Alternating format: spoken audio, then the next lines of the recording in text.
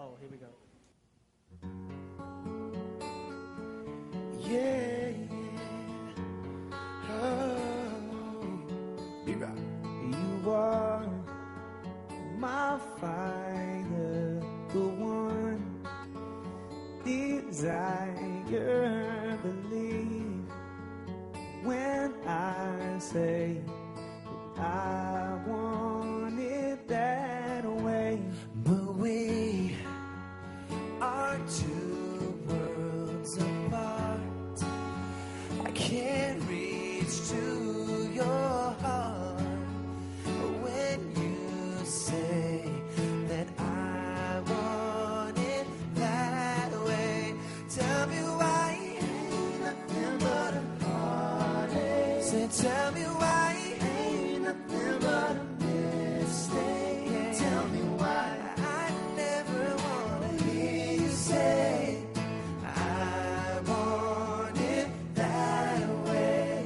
Am I your fire, the one desire?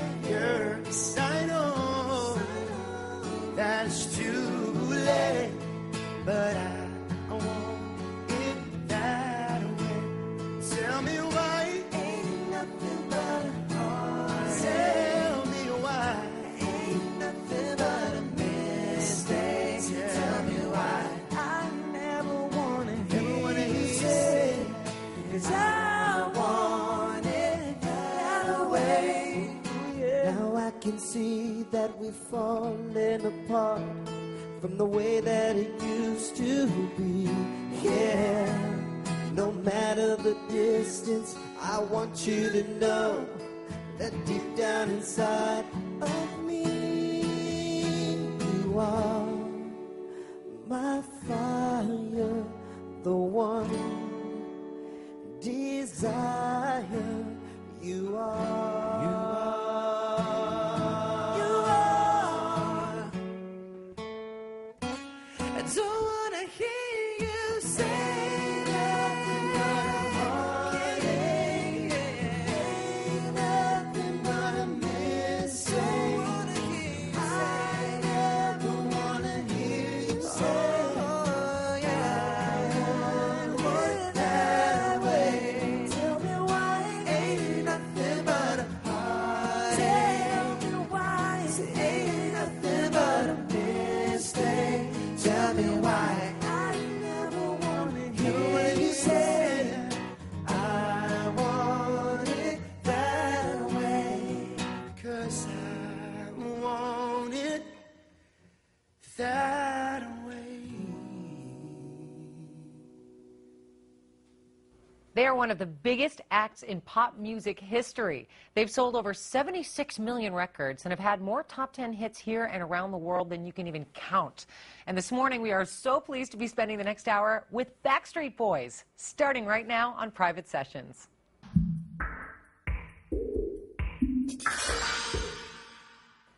Backstreet Boys' worldwide mega hit, I Want It That Way, like you've never heard it before. I'm sitting here with A.J. McLean, Howie Duro, Nick Carter, and Brian Littrell. Littrell. Look at that. For 15 years, I've been wanting to correct people on the radio and on TV, and it's Littrell. Welcome to the show, you guys. Thank Thank you you so Thank much you for very having much. us. It's so wonderful to have you here. Great performance.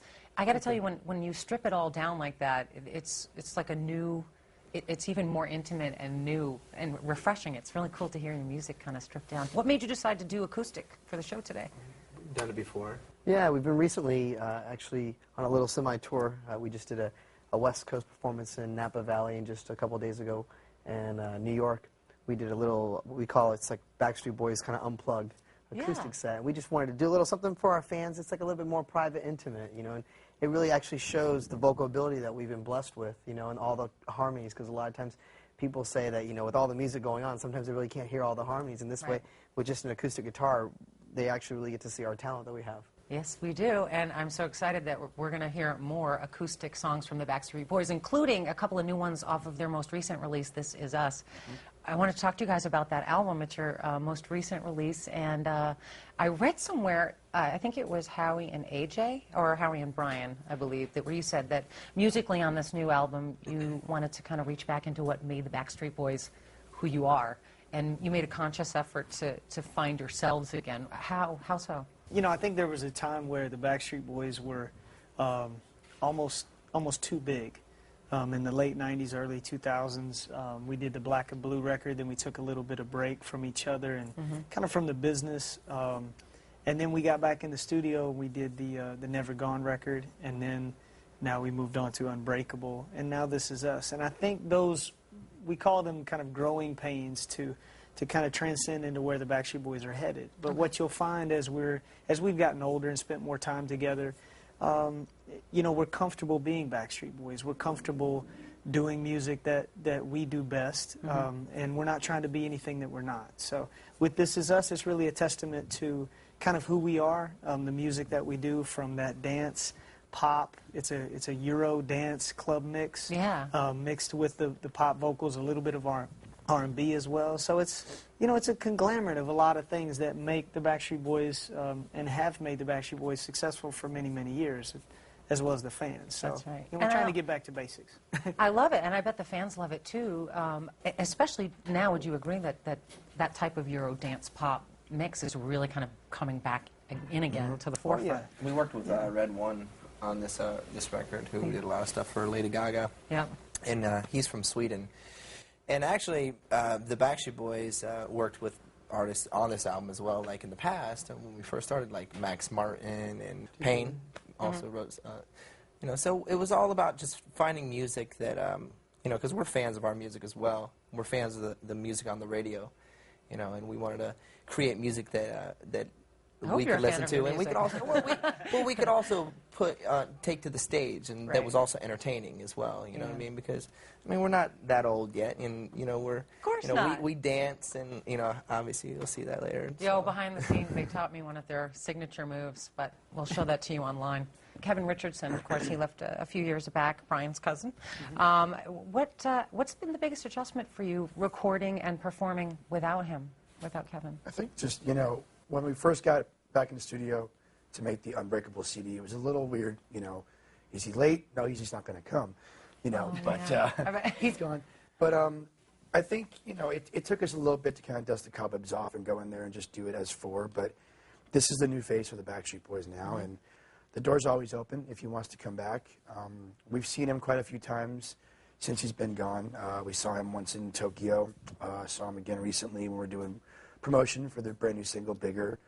And, I mean, you know, it's live on stage. It's become more sort of like a blocking issue, obviously. I bet. You know, some of the old choreography, you know, was set up for one guy to go sing lead while four guys keep dancing. Now, we all kind of continuously dance while we're singing and just kind of keep it a lot more, you know, unified, so to speak. Right.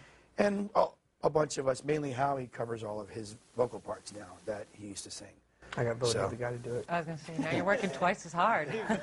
For the same pay. No, but you guys all seem very supportive of each other, and I'm sure you know, being in the business as long as you have, that that's a very rare thing. I think we know each other better today than we ever have in the past. You actually became friends. Our influence is, it's funny, you know, we're groups such as Shy. As a group, we're Shy, Jodeci, groups like Boyz II Men, groups that could actually sing, you know, they actually sang, you know, a cappella. If you listen to Shy's album, you know, one of the songs we always sang was If I Ever Fall in Love. And that would be the song that actually got our record deal for us, you know, because we went into Jive Records, you know, and sang that. And they were like, wow, this isn't just, you know, bands that we've heard in the past or groups that we've heard in the past, you know, and that's why we could sit there and play guitar. And well, I'm gonna interrupt because we got to take a break, but you just touched on where it all started for you, and we're gonna find all that out when we come back. We're going to find out how Nick and Howie and Brian and AJ all came together and became the Backstreet Boys. You don't want to go anywhere. We've got a lot more music and a lot more with the Backstreet Boys when we come back right after this.